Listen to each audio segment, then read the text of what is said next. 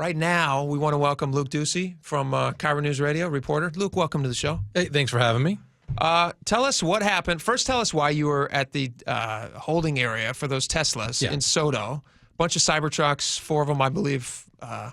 They don't know why. They burned. Yeah. Caught fire. Caught fire. Yeah. So this is at 4th and Spokane. They're investigating this as a possible arson, right? Well, they're investigating. I think we have to keep it there. But I don't think it's an arson. I don't think you're wrong though. I mean, I saw these. There were 4 cyber trucks there in this storage area, and this storage area has been there forever. It's a place where they keep a lot of Teslas, more than 50 is what I counted, and where dealers and customers can go pick up their Tesla if they purchased. A lot of dealers I saw going in and out there when the sun came up. They wanted to check on the damage, etc. I saw an insurance adjuster there as well. But this happened around 11 last night. 4 Teslas caught on fire. Still don't know why exactly, but when I saw them, they look clearly that they were burned from the inside out. There was broken glass, especially on the passenger side window of one of them, and it was just charred completely underneath.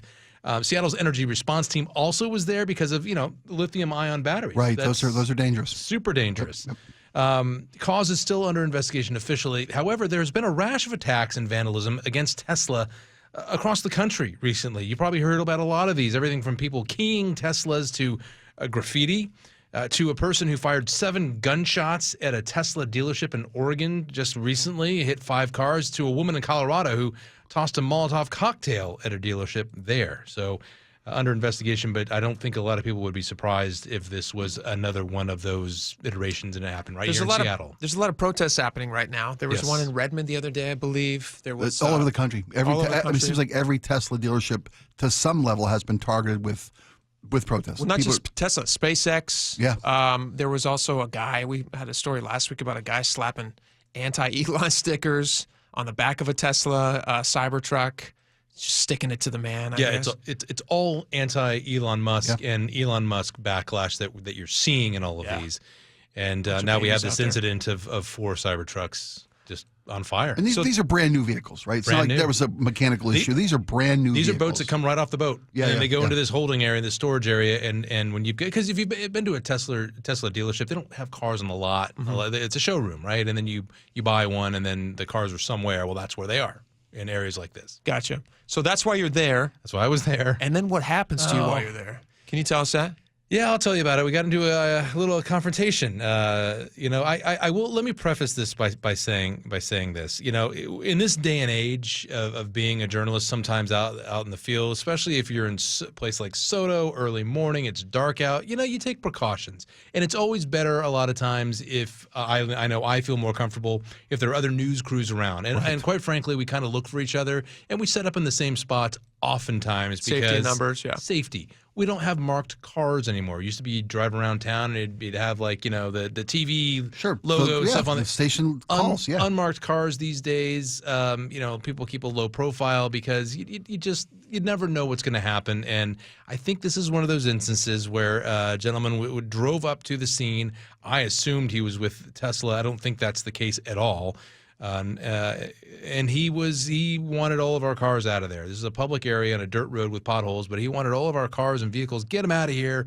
I don't want you here. And was it because it was the gaggle of media? That's why he didn't want you there. Right. That's what I assumed. I mean, he's telling us to leave for some reason without the authority to do it. He doesn't want us there. I understand some people are like that. They just don't like the media for whatever reason, and that's their prerogative, but we have a right to be there, and we're covering a story. And then it was minutes later, he came up to me, I think because I was standing in the middle of this whole area in between all the crews and stuff, and there was a confrontation.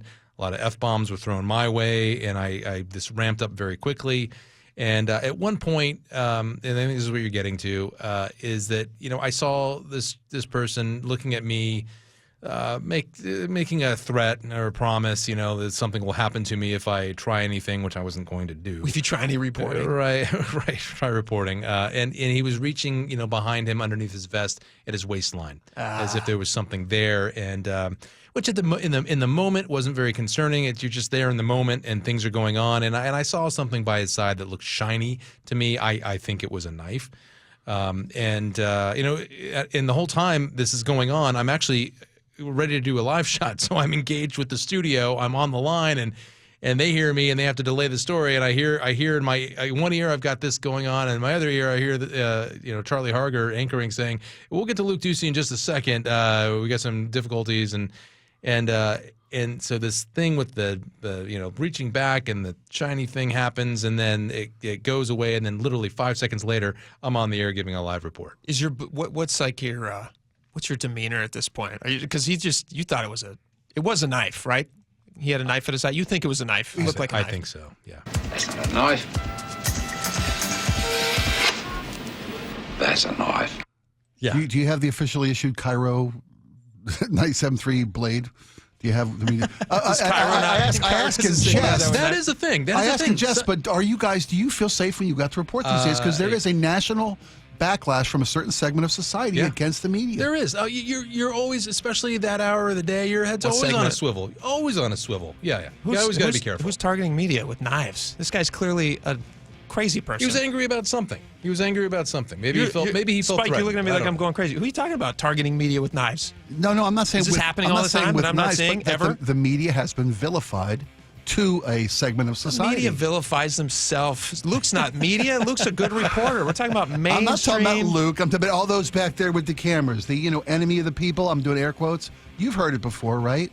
Luke, the pushback against journalism. Luke, okay. Do you carry protection with you? Careful how just you my answer just my 6'4" frame, and sometimes that height is intimidating. I do know journalists. I have known journalists in the past that do carry something. They choose I have an extra blade. own. I carry one with me at all times. Is that a Swiss Army? Right here.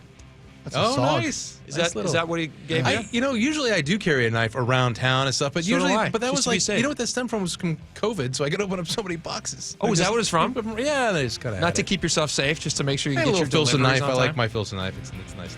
Well, if you want to borrow this, I'm happy to lend it to you. I have extra ones. Not while I'm working. No. Not while you're working. Okay. I'm glad things didn't escalate. I'm glad you're fine and safe, and we appreciate you being out there to bring stories to us. And we look out for each other. That's the bottom line. Good work, Luke Duecy. Thanks.